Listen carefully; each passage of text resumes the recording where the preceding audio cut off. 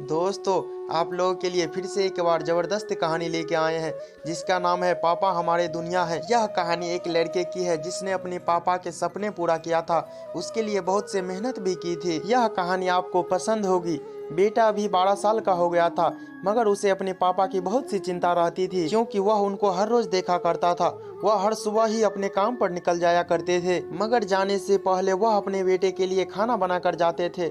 वह अपने बेटे को बहुत ध्यान रखते थे, मगर वह इससे ज्यादा कुछ नहीं कमा पाते थे।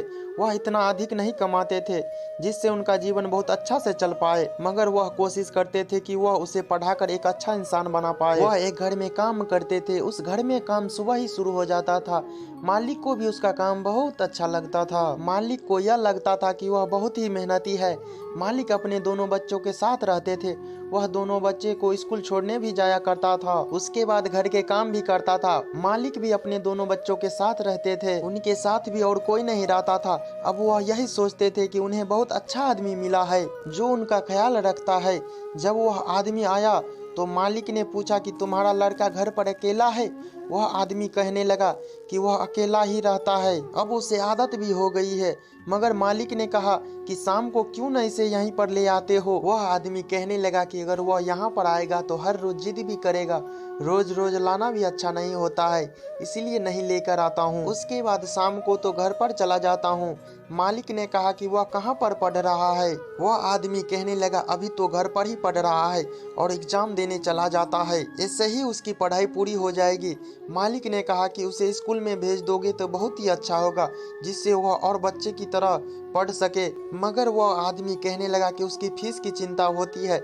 मालिक ने कहा कि यह कोई सोचने वाली बात नहीं है, अगर तुम्हें पैसों को लेकर कोई परेशानी हो तो मुझे कह सकते हो। मगर वह आदमी कहने लगा कि आपने बहुत कृपा हमारे ऊपर रखी है, हम आपको ज्यादा परेशान नहीं करना चाहते हैं। इसके बाद वह मालिक कहने लगा कि मैं तुम्हें अलग नहीं समझता हूँ, बल्कि तुम अपनों जैसे हो जो हमारे लिए बहुत कुछ करते हो। उसके बाद तुम्हें जो भी जरूरत हो मुझे तुम कह सकते हो, मगर तुम पता नहीं क्या सोचते हो। ऐसा नहीं सोचना है। कल से अपने बेटे को स्कूल जरूर भेजना। जो भी खर्चा होगा तुम मुझसे ले सकते हो। अगर वह पढ़ लेगा तो बहुत ही अच्छा होगा। उसके बाद वह आदमी शाम को घर पर चला गया था। जब वह घर गया तो वह कहने लगा कि कल से तुम्हें स्कूल जाना होगा, क्योंकि मालिक यही चाहते हैं कि तुम पढ़ पाओ और एक अच्छा आदमी बन जाओ। उसके बाद वह लड़का कहने लगा कि अगर आप यही चाहते हैं तो ऐसा ही होगा, क्योंकि आपको जो भी अच्छा लगता है वह आप कर सकते हैं। अगर आप चाहते हैं तो मैं स्कूल जरूर से जाऊंगा, क्योंकि मैं यह नहीं चाहता कि आप कभी भी परेशान हो। अगले दिन से वह स्कूल जाने लगा था। लड़का यह भी जानता था कि उन्होंने बहुत सी परेशानियां अपने जीवन में उठाई है, जिससे उन्हें बहुत मुश्किल का सामना करना पड़ता था। उसके बाद लड़का अच्छे से पढ़ने लगा। समय बीतता चला गया। अब लड़का भी बड़ा हो गया था। वह जीवन में आगे बढ़ने के लिए पूरी तरह से तैयार हो चुका था। वह बहुत कोशिश कर रहा था जिससे उसे नौकरी मिल जाए। वह हर रोज नौकरी की तलाश करता था, मगर उसे नौकरी नहीं मिल पा रही थी। तभी मालिक ने कहा कि तुम्हारा लड़का भी क्या कर रहा है। वह आदमी कहने लगा कि वह नौकरी की तलाश कर रहा है, जल्दी ही शायद उसे नौकरी मिल जाएगी। मालिक ने कहा कि अभी भी तुम परेशान कर रहे हो।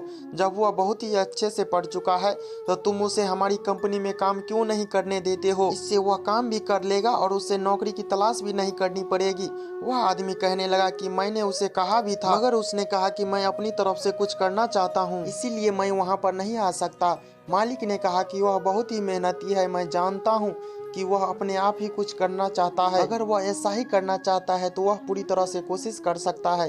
मैं जानता हूँ कि कुछ समय बाद वह आराम से काम की तलाश कर लेगा। समय अभी बीता ही था कि उसे एक नौकरी मिल गई थी। वह जीवन में जो भी पाना चाहता था वह पा सका। यह सब कुछ अपने पापा के लिए करना चाहता था। आखिर यह सब कुछ कर दिखाया। भले उसे समय लगा, मगर वह हार नहीं माना। जब उसे नौकरी मिल गई तो पापा को बहुत अच्छा लग रहा था। उसकी मेहनत कामयाब हो गई। यह सब कुछ उसने मेरे लिए किया। वह जानते थे कि उसका सपना बचपन से थे। उसने बचपन से ही यह सोच लिया था कि वह जीवन में एक अच्छा आदमी जरूर बनेगा, क्योंकि जीवन की कामयाबी पाना उसका सपना था, जो कि अब पूरा हो गया। लड़का यह भी जानता था कि उसके पापा उसके लिए बहुत कुछ किया था, इसीलिए वह कुछ ऐसा करना चाहते थे कि जिससे पापा को खुशी मिल सके।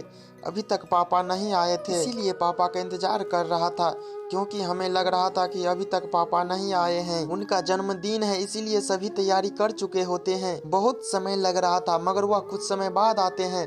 पापा आ गए थे। वह देखते हैं कि हम सब इंतजार कर रहे हैं। काम से वो वापिस आए थे मगर उन्हें यह बात याद नहीं थी कि उनका जन्मदिन है।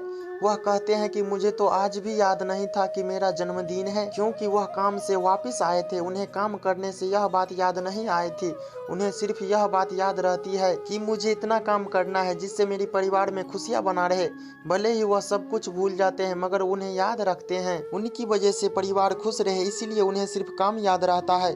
मगर यह देखकर उन्हें यह खुशी थी कि उनका परिवार भी याद करता है, उनके लिए खुशी का इंतजार करता है। उसके बाद हम सभी मिलकर उनका जन्मदिन मनाते हैं। यह छोटी मगर एक खुशी तो है जो कि उन्हें यह बात याद रह सकती है। वह हमारे लिए काम करते हैं। जीवन में हम सभी को अपने पापा को खुशियाँ देनी चाहिए क्योंकि वह हमारे लिए बहुत कुछ करते हैं। दोस्तों, आशा करता हूँ कि यह कहानी आपको अच्छी लगी होगी। तो प्लीज एक लाइक करके चैनल को सब्सक्राइब कर लेना। धन्यवाद।